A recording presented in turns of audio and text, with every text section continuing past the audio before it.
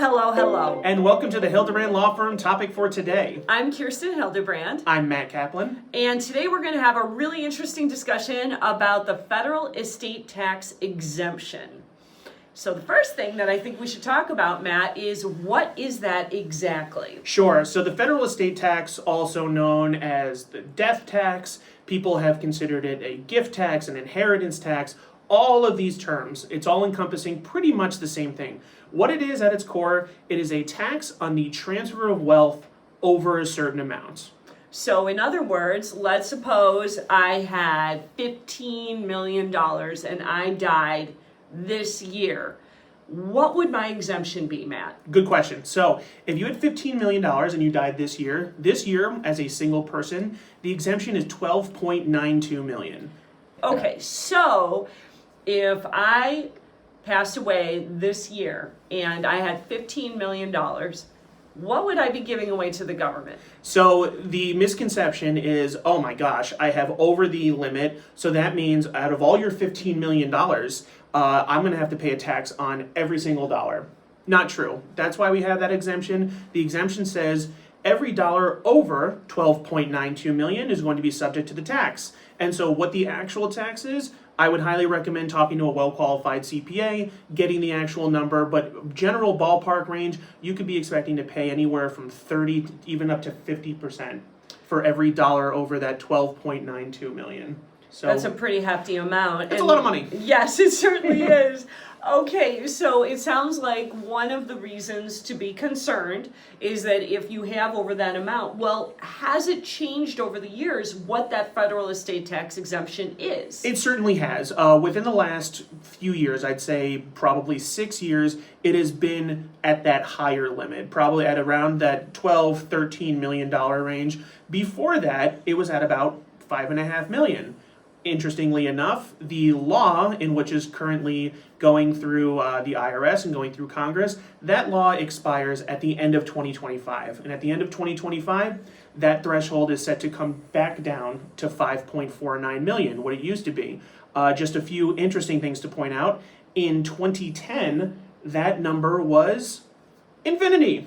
So you could pass away with $1 bajillion, $1 trillion, however much money you want, and you were totally fine. Did somebody die that year that was famous? Very much so. The owner of the Yankees, George Steinbrenner, died in 2010, and he had $1 bajillion because he was the owner of the Yankees, and every single dollar went exactly where he wanted to, and not a penny of that went to the federal government for estate tax. Yeah. I wonder if they planned that. Oh, they for sure did. Yeah. So let's suppose then, because I think it's also, at least for my recollection, in the early 2000s, that number was as low as 2 million. So anything over 2 million was subject to the federal estate tax. So there is a lot of give in this number, isn't there? And there is the possibility that it could go into play at any point in time. In fact, I think I remember a few years ago, there was a lot of discussion in Congress about it going down to 3 million without any ability to protect assets retroactively.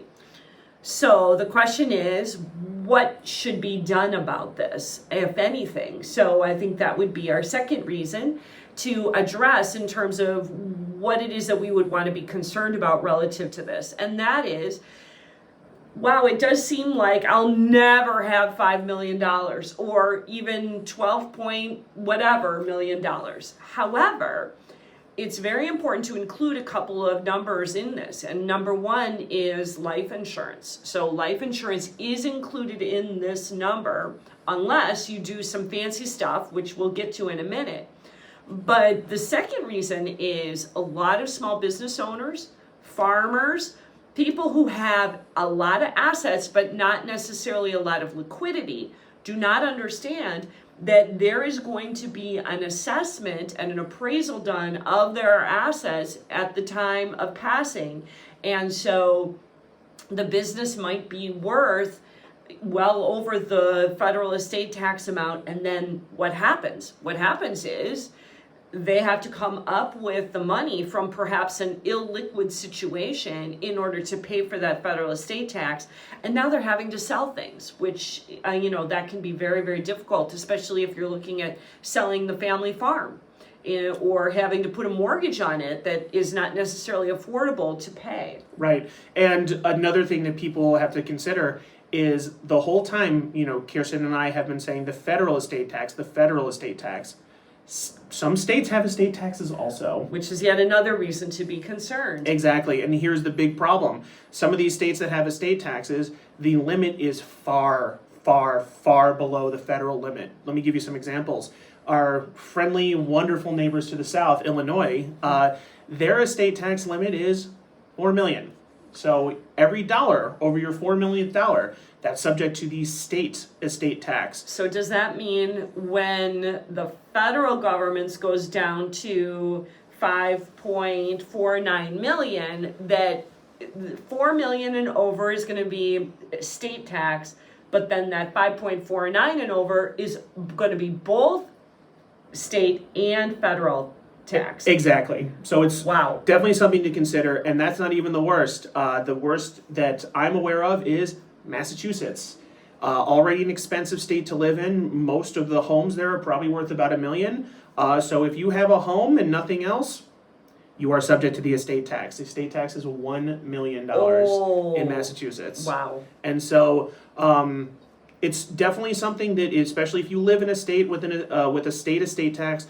Thankfully, Wisconsin does not. A lot of states don't, but there are a handful of states that do have an estate tax at the state level, and that's really something that some people do need to consider with regards to estate planning. Which state are you going to die in?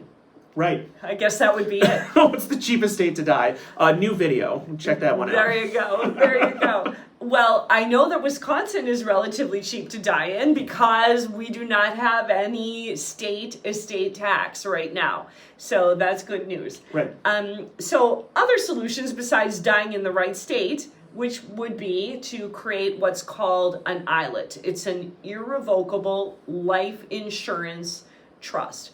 And the nifty thing about this is if you decide to purchase what would typically be considered a whole life policy, then you would pay, say, $1 million for that policy over the course of 10 years. And that is considered to be part of your estate. So that is because it's a gifting into that trust. So you will count for the gifting of that $1 million. But if the policy pays out $10 million, then $9 million of that will not be counted in the federal estate tax. Right, exemption. and these ILITs are so darn interesting. So picture an ILIT kind of like you have a pool at your house. You don't want to be liable for that pool. So what do? You take that pool and you put it in your neighbor's house. And you can utilize the pool when you want, but your neighbor's the one who changes the chemicals, your neighbor's the one who pays the electricity bill, but still your pool, you just can't really use it. As much as you want, it's not in your name. Think of that as an ILIT. An ILIT is just going to hold a life insurance policy. 9 times out of 10, I'd say, Kirsten, once someone buys a life insurance policy, they don't touch it. No. What are you going to do? What are you going to adjust it? Mm-hmm. Nothing. And so if somebody else is managing it, who cares? Exactly. What does it matter? And the only time that thing ever needs to get exercised is when you die, and then once you die, what the heck do you care at that point? And so ILITs are a wonderful tool where if you do have one of those really nice life insurance policies, park that thing in an ILIT or have an ILIT purchase the life insurance policy. I know that's what a lot of financial advisors would recommend. That's what a lot of attorneys would recommend. Get an ILIT first, have an ILIT purchase a life insurance policy. That stuff is never in your taxable estate when you pass away. And this way, whoever you want to provide for is provided for, and that money's not going to the government. And I think the important point to make here is don't wait until you know for sure that you have a problem, because the government may not allow for the ability to do this type of thing in the future. We know it is available today as an option. And so if in your mind you think, well, I might have an issue, then it would probably be better to err on the side of caution and take care of it. So we are delighted to be talking with you about this, and that's because we are very motivated to protect your today and your tomorrow. Thanks so much for joining us, and we'll see you next time.